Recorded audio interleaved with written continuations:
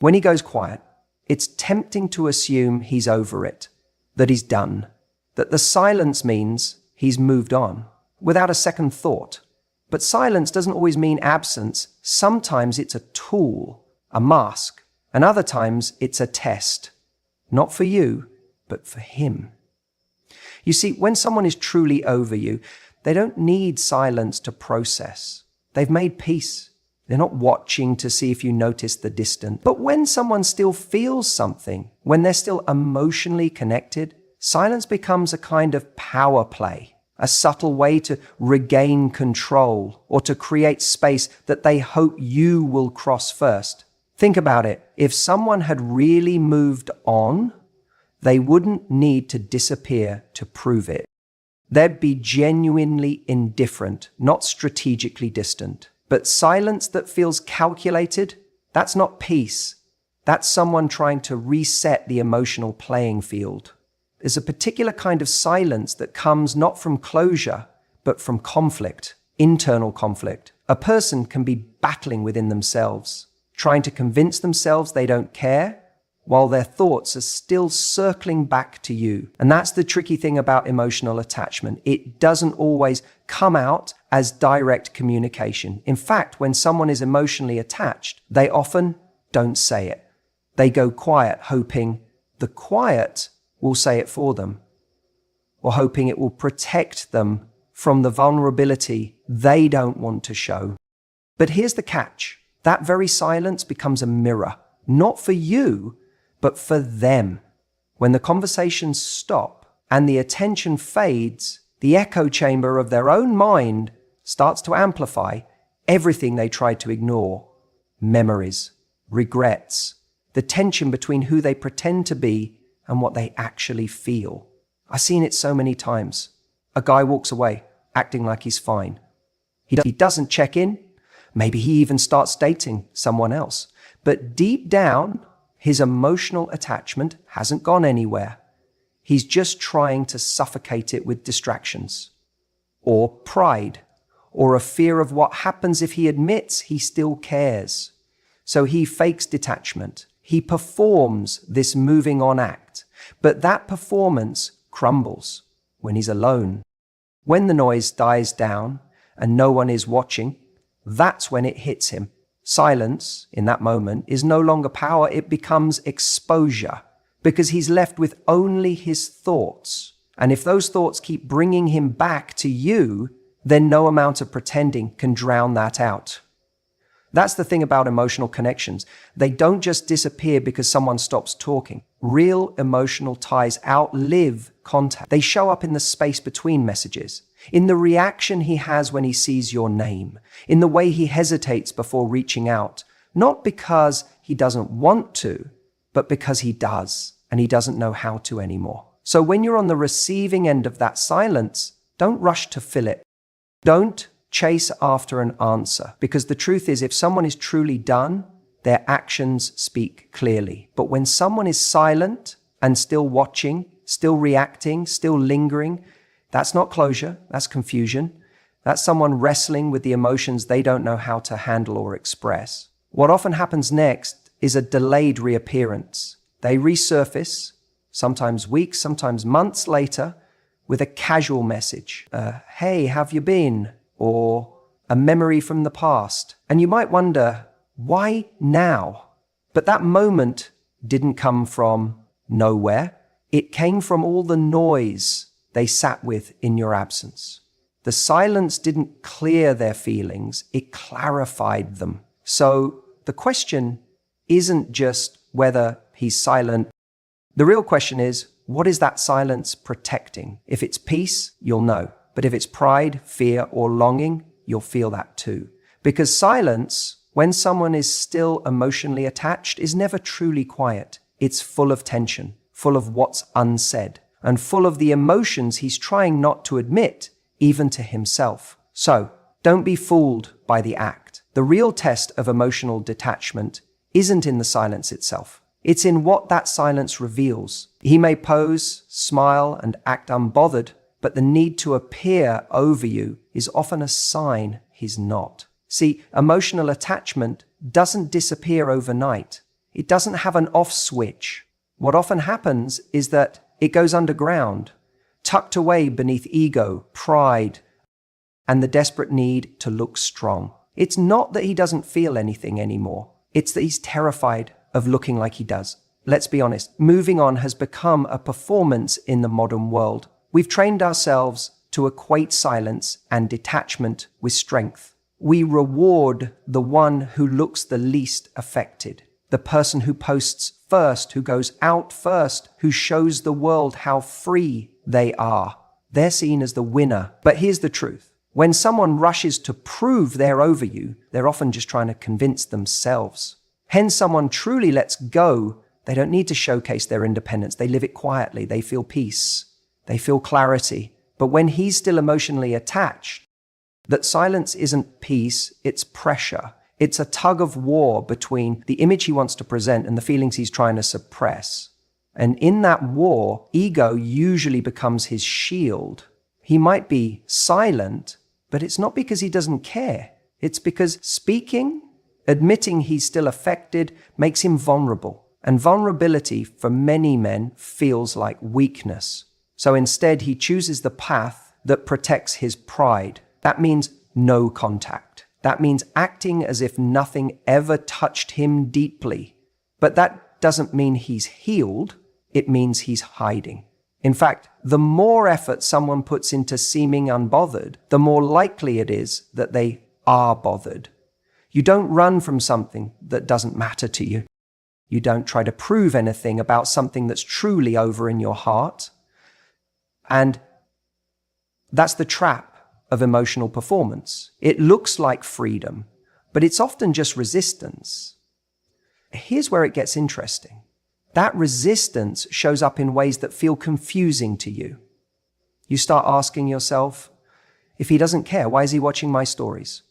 Why does he still ask our mutual friends about me? Why does he get weirdly distant and cold when I look happy? Because he's not detached. He's just desperate not to show that he's still attached. That emotional tether is still there, pulling in quiet ways. But instead of facing that pull, instead of owning that there's still an emotional tie, he doubles down on silence. He tells himself that silence is power. That if he says nothing, feels nothing, reacts to nothing, he wins. And in that game, ego feeds him. Because ego hates discomfort. Ego tells him, you don't need her. You're above this. Stay quiet. Stay cool. But underneath, ego lives emotion. And emotion doesn't care about your pride. It sneaks up on you at night. It reminds you of the good moments. It catches you off guard when you smell her perfume on someone else or hear that song on the radio, and then it stings. Because that silence he chose, it didn't stop the memories from playing. It didn't delete the attachment. It just buried it under layers of denial. That's why the silence becomes so loud, because he's not expressing anything. He's not releasing it. He's just pushing it down. And eventually what we suppress always resurfaces. It shows up in short temper, in emotional unavailability, in rebound connections that don't feel right. It shows up when he realizes he's with someone new, but still comparing her to you. That's not peace. That's residue. And here's the thing you need to hear. His silence is not a reflection of your worth. It's not confirmation that he didn't care. It's not proof that it meant nothing to him. It's just the way he's managing his discomfort, his fear of vulnerability, his internal war between pride and emotion. And if you keep interpreting his silence as detachment, you'll miss the truth. The truth is, he's faking it, not to hurt you, not to play games, because he doesn't know how to be both affected and honest at the same time. And you're in the middle of that silence, wondering if it ever mattered. You're reading into the absence of words as if that's the final story. But it's not. It's just the part he doesn't have the courage to write out loud. Sometimes silence isn't peace.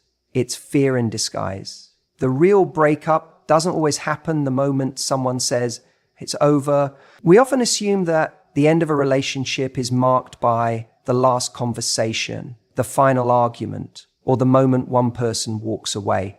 But the truth is, for a lot of people, especially men, the emotional severing doesn't happen at the goodbye. It begins when the attention stops. That's when reality really starts to settle in. See, in the immediate aftermath of a breakup, especially one where he's the one who left, there's this illusion of freedom. He might feel a sense of relief, like he's finally free from the pressure or the emotional intensity of the relationship. He may even convince himself that this was the right decision. So he goes out, maybe posts some pictures, hangs out with friends, but that's the surface. That's the noise. And that noise is comforting because it fills the silence. It keeps the mind from drifting to the uncomfortable space of reflection. In those first few days or even weeks, it's easy to distract yourself. It's easy to scroll, swipe, party, or work endlessly. But the moment your attention stops, the moment you go quiet, stop reacting, stop checking in, stop being emotionally available in even the smallest ways, that's when something shifts. Because up until that point, part of him still feels connected. Even if you haven't spoken directly, your energy might still be in his world. Maybe he's watching your stories, waiting for a post that suggests you're missing him. Maybe he checks to see if you've seen his. Maybe he's silently hoping for that one message, even if he never admits it. That invisible string is still there, still tying him to you, because your attention, even in small doses, tells him, I still see you, I still care. But when that goes away, when the line goes dead, and there's no more signal, that's when the emotional truth hits. That's when the fantasy starts to fade, and he's left with nothing but the silence and whatever's still unresolved in him. And that's the hardest part. Because now there's no one reflecting him back to himself, no one validating his choices, no one reacting to his moves. There's no audience for the version of him he's trying to portray. And suddenly, those pictures he posts don't hit the same. The nights out feel emptier. The distractions lose their power. You see, emotional attachment doesn't need presence, it needs impact. And when your absence begins to speak louder than any words you ever said, that's when he realizes you're no longer orbiting his world. You're not just gone physically, you're gone emotionally. You've stopped feeding the illusion that he still has some kind of grip on you. And let's be honest, that's when the regret creeps in. That's when he starts wondering what he really lost. Because it's easy to feel in control when someone still gives you even a little piece of their heart. But when they take it all back, that's when you feel the emptiness. He may not text you, he may not call, he might not even admit it to himself fully. But deep down, he's going to feel that shift. And that shift is powerful. It tells him that the door isn't just closed, it's locked. And you're not standing behind it anymore. It's in the silence that he's forced to confront what he's actually feeling. And sometimes what he finds is confusion. Sometimes it's sadness. Sometimes it's fear. Fear that he made the wrong choice. Fear that you're actually gone, that someone else might see your worth more clearly than he did. That's why I always say, don't rush to fill the silence. Don't chase closure. Don't try to prove your value, because when you pull back fully, cleanly, without bitterness, but with strength, you let the silence do what your words never could. You show that you're not waiting, you're not holding space for someone who's undecided, you're moving. And your movement, your actual evolution away from the relationship is what starts the real breakup in his heart.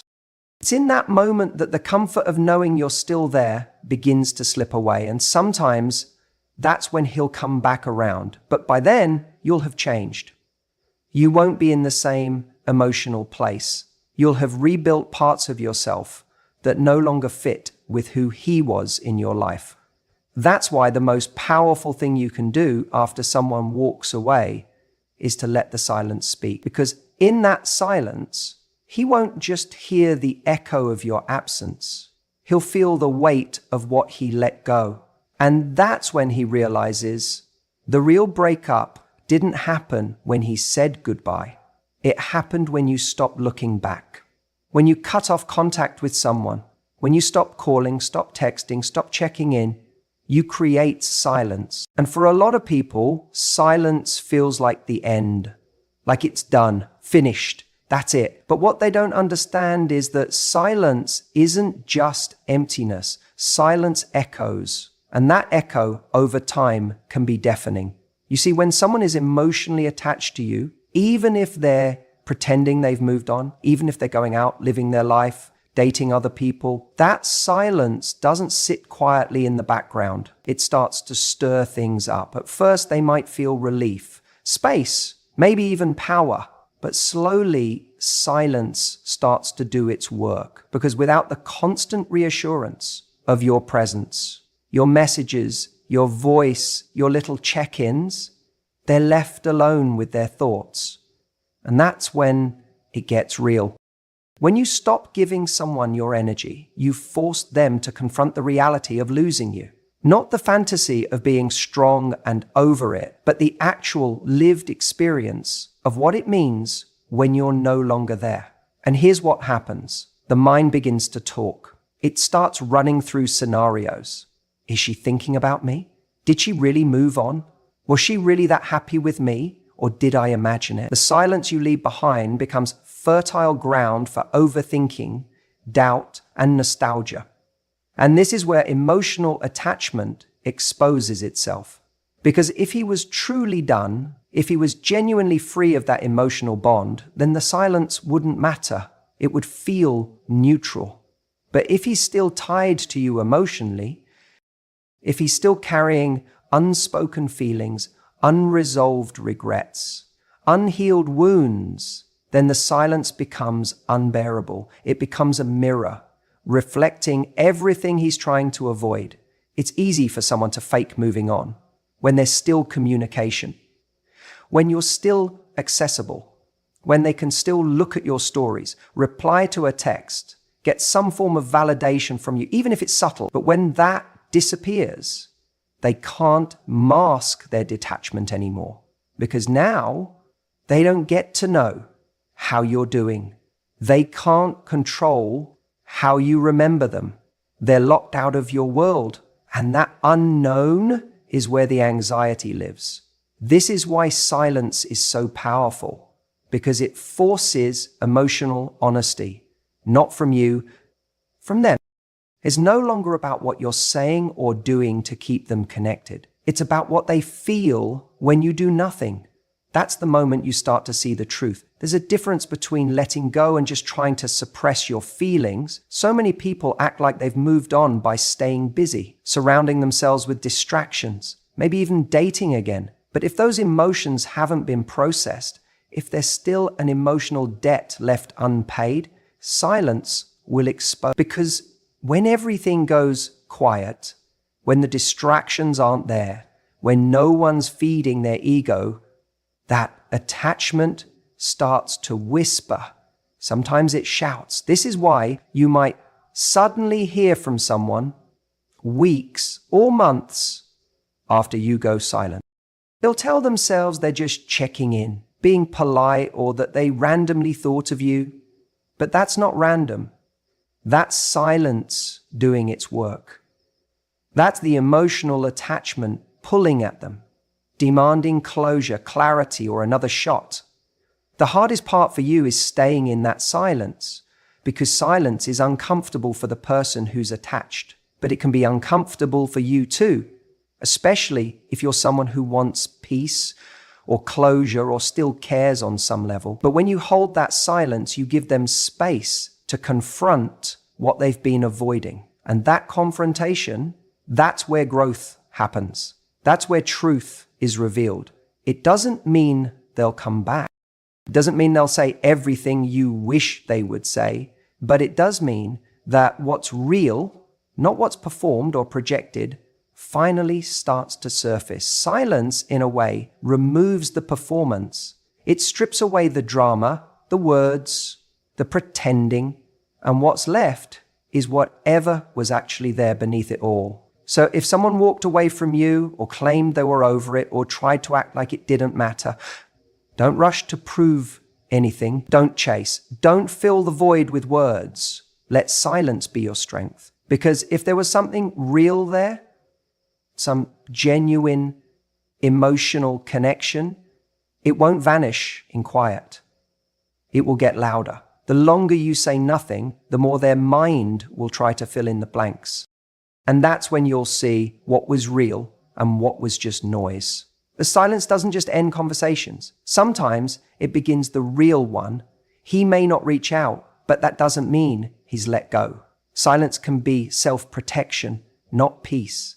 And this is where a lot of people get confused, especially when they're trying to make sense of someone else's silence after a breakup. They assume if he hasn't called, if he hasn't messaged, if he hasn't tried to get me back, then clearly he doesn't care anymore. Clearly he's moved on. But that's not how it works. Emotional attachment isn't always loud. Sometimes it goes quiet. Sometimes it withdraws, not because it's gone, but because pride won the battle over vulnerability. See, most men aren't taught how to process emotional pain openly. They're taught how to mask it, push it down, and maintain control.